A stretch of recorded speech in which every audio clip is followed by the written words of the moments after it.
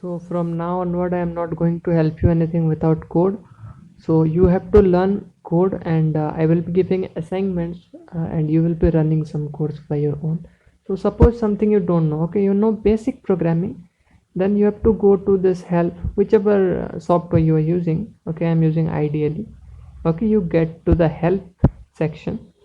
Okay, in the help section you will get to know a lot of things.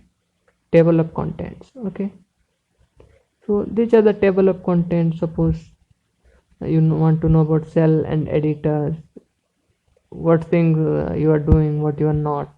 Okay, some other help option also, like um, Python documents. Okay, here you will get everything about Python.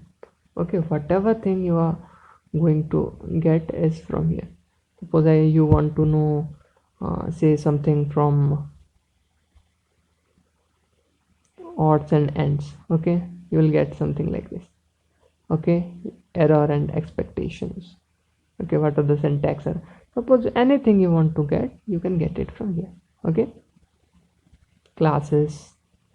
Okay, data structures, modules, everything is available here. You can see it and try to code, because while you code you get errors, and with the help of errors you learn and improve by your own. So from the next lectures onwards, I will be giving you some assignments that you will be doing using your coding techniques. Okay, this will give you a practical approach of how things are working.